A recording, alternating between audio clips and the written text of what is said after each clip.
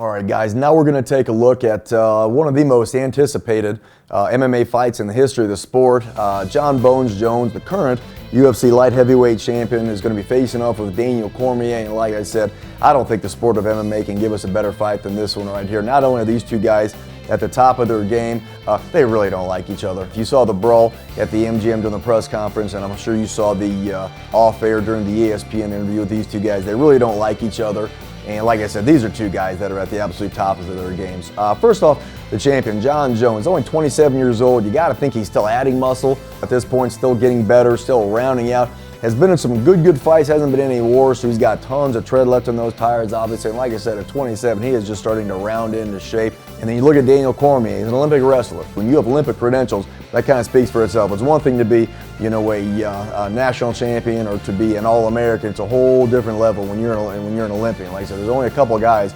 The two guys that come to mind when you talk about Olympics are obviously Kamal Shalarus, talk about Yoel Romero, and then Daniel Cormier. So like I said, when you throw the Olympic credentials into the deal. Again, when you look at Daniel Cormier, he doesn't necessarily, he uses his wrestling to set up his striking and vice versa. He uses them both. What Cormier does very, very well is it just puts constant pressure on the fighter. He's able to use that grip, push the fighter up against the fence, and just work him over. But he's also got pretty rare suddenness for a guy of his size. He only goes 5'11". He's got the big old barrel chest, big shoulders, bigger waist, but he's actually a really explosive athlete. If you didn't know, he's actually offered a scholarship to play football at LSU, and they don't offer scholarships to chumps to play football at LSU. So he obviously turned that down, probably made the right career choices as it turns out. But the fight in and of itself, like I said, these are two guys that just don't like each other at all. DC, what he's going to try to do is get a hold of Jon Jones, push him up against the cage, and just grind him. You hear us talk about that, use that term all the time. That's what Daniel Cormier does. He grinds. He doesn't let up on the pressure.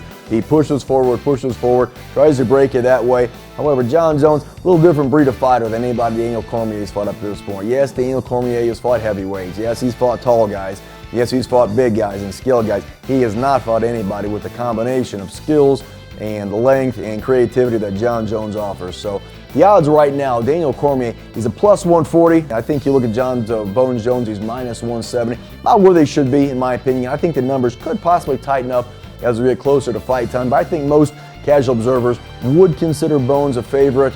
Some insiders kind of think Cormier's got the recipe to defeat him. Either way, it's going to be just a tremendous fight. What Bones is going to try to do, keep the reins. He's not going to be able to do that constantly, but I think he's going to be able to box him enough. Jon Jones, keep in mind, is a awfully accomplished wrestler as well. I don't think this is going to be a fight that ends up much on the ground. Neither guy is going to take the other guy down very easily. I think it's going to take a little effort. They are able to take him down. And if you've seen Jon Bones Jones fight, obviously he brings elbows, he brings punches, he brings knees, he brings feet, he brings everything. Cormier, he'll land a low kick on occasion. That's really not what he's going to do. He wants to punch in the face. He's got pretty remarkable suddenness for a guy of his size and his build. He's got good power. More of a one-punch guy where Bones can kind of string combinations together, and like I said, he'll end up with an elbow. He does the oblique kick. Like I said, he does the spinning back elbow that we saw him land against Stephan Bonner. Just one of the more creative fighters. But Jon Jones, the guy, he does things I've never seen in the sport before. Like, the creativity is as good as it gets in the sport itself. The one thing Daniel Cormier has not had to endure at this point is any type of difficult fights. In fact, he even said, "I've never been punched. I have a good feeling that Jon's going to punch him once or twice." Even Daniel said, I want this guy to be the one guy to see if I am the man who I think when I go against the champion of the world. So when you look at these two guys, you want to see Cormier obviously push up against the fence, land the one big shot.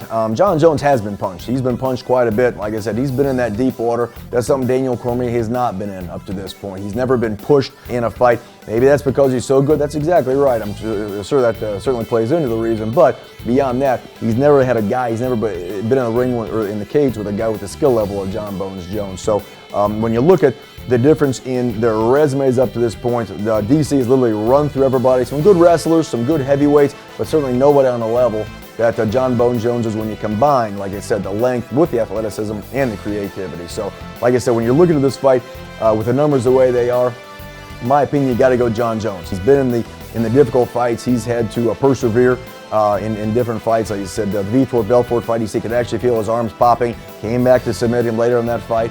and then against Alexander Gustafsson, a 5-round war, went the whole way with Glover Teixeira. So he's been in that deep water. He's been punched. He's been pushed before in DC. You know, maybe it is because he's so good. I don't think he's that much better than John Bones Jones, never been pushed at all. But I think when you try to break down this fight, even with his credentials the way they are, I'm not sure that I'm willing to bet against John Jones, who I consider to be the best fighter on the planet right now, even with a guy like Daniel Cormier. So, like I said, these are two guys that don't like each other. Their skill levels are at the absolute top of the sport, no matter what weight class they're in. DC, obviously, like I said, he's looked awfully good against some good heavyweights like Frank Mir, like Roy Nelson. Like I said, he's never fought a guy with the explosiveness and the creativity of John Jones. So, like I said, this is a fight that I can't imagine it not being a great fight. I don't think it's going to be a quick fight. I don't think there's going to be a knockout. I think there's going to be shots landed by both these guys.